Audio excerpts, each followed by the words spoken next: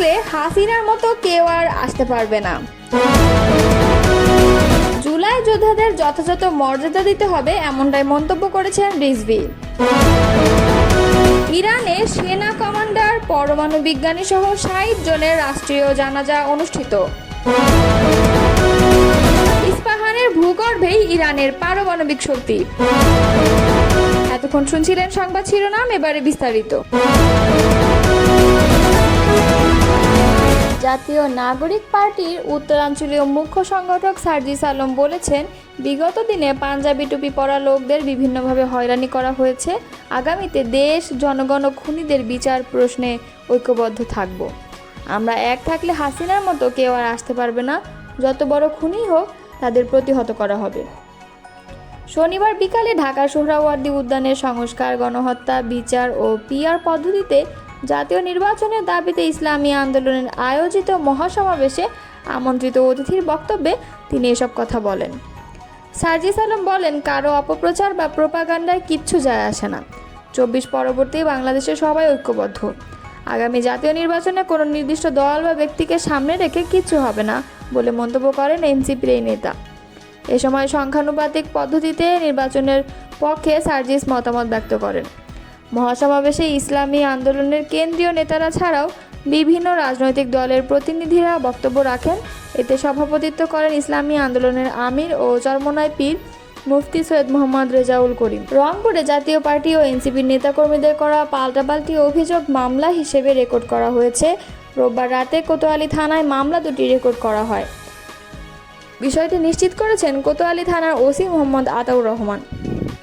এর আগে গত বৃহস্পতিবার নগরীর সেনপাড়ায় জাপা চেয়ারম্যানের বাড়ি দ্য স্কাই ভিউতে হামলা, ভাঙচুর ও বাড়িতে রাখা কয়েকটি মোটরসাইকেল অগ্নিসংযোগের ঘটনা ঘটে। ওই ঘটনায় শুক্রবার রাতে কোতোয়ালি থানায় বৈষম্য বিরোধী ছাত্র আন্দোলন ও এনসিপির নেতাকর্মীদের বিরুদ্ধে মামলা করতে আসেন জাপার কয়েকজন নেতা। মামলার বাদী হন জাতীয় ছাত্র সমাজের কেন্দ্রীয় সদস্য সচিব আরিফ আলী, কিন্তু সেদিন মামলা রেকর্ড না করে অভিযোগ হিসেবে নেয় থানা পুলিশ। তদন্ত করে মামলাটি রেকর্ডভুক্ত করার কথা জানানো হয়েছিল। পরে শনিবার মামলা নিতে কোতোয়ালি থানার ওসিকে 24 ঘন্টার আলটিমেটাম দেন জাপার চেয়ারম্যান ও রংপুরের সাবেক mayor Mostafizur Rahman Mostafa. July August গণ অভ্যুত্থানের শহীদ ও যোদ্ধাদের যথাযথ মর্যাদা দেওয়ার আহ্বান জানিয়েছেন বিএনপির সিনিয়র যুগ্ম মহাসচিব রুহুল কবির রিজভী। তিনি বলেন, আমরা জুলাই বিপ্লবের শহীদ ও যোদ্ধাদের সঠিক মর্যাদা দিতে চাই। এই জুলাই আগস্টেই তাদের প্রাপ্য মর্যাদা দিতে হবে।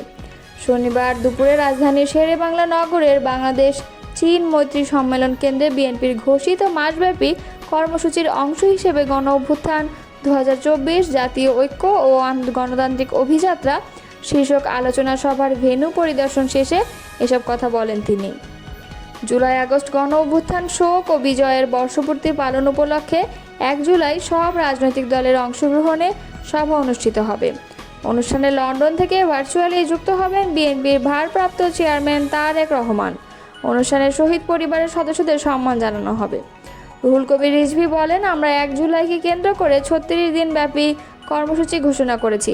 আমরা যথাযথভাবে কর্মসূচি পালন করতে চাই। যাদের সন্তানেরা গণতন্ত্র ফেরানোর জন্য দুনিয়া থেকে চলে গেছেন, তাদেরকে বিশেষ সম্মান জানাতে হবে। সেই প্রত্যয় নিয়ে আমাদের দলের ভারপ্রাপ্ত চেয়ারম্যান তারেক রহমান জুলাই আন্দোলনে সারা দেশের মানুষকে উদ্বুদ্ধ করেছিলেন। রিজভী বলেন, আমি জুলাই আগস্ট গণ অভ্যুত্থান দিবস পালনের লক্ষ্যে প্রথম কর্মসূচি পালনের জন্য ভেন্যু পরিদর্শন করেছি, যাতে অনুষ্ঠান ভাবগাম্ভীর্য সহকারে পালন করতে পারি। অতিথিরা ও শহীদ পরিবারের সদস্যরা যাতে সুন্দরভাবে বসতে পারেন, অনুষ্ঠান যাতে সার্থক হয়। জাতির অনেক অর্জনের মধ্যে জুলাই বিপ্লব একটি অর্জন উল্লেখ করে রিজভী বলেন, আমরা প্রথম বর্ষপূর্তি পালন করতে যাচ্ছি। আমরা এমন একটি ভবিষ্যৎ বাংলাদেশ গড়ার স্বপ্ন দেখি, যে স্বপ্ন সাধারণ মানুষ দেখে।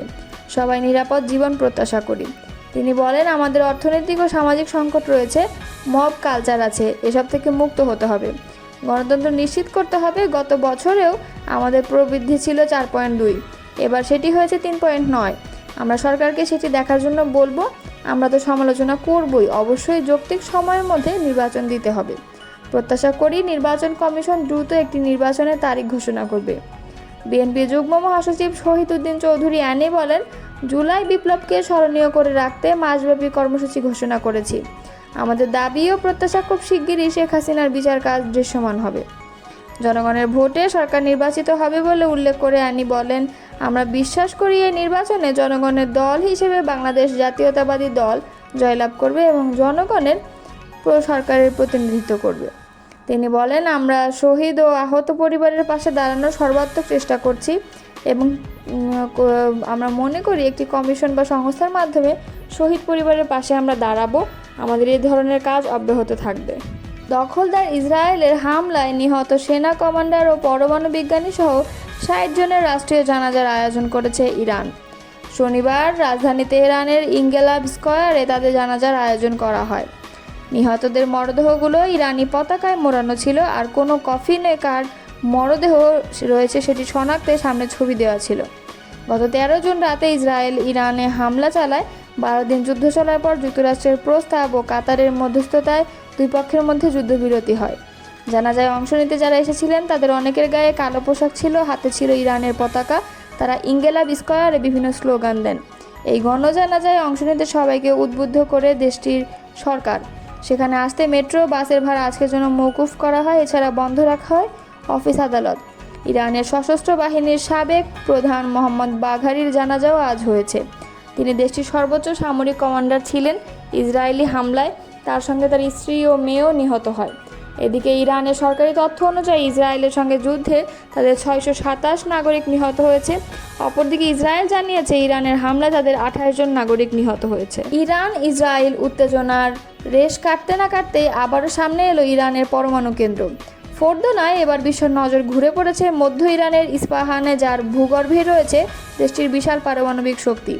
এটি মাটির অনেক নিচে গড়ে তোলা তেহরানের সবচেয়ে গোপন এবং দুর্ভেদ্য পারমাণবিক ঘাঁটি, যেখানে রয়েছে ইরানের সমৃদ্ধ ইউরেনিয়ামের সবচেয়ে বড় মজুদ, যা একটি পারমাণবিক বোমা তৈরির জন্য যথেষ্ট।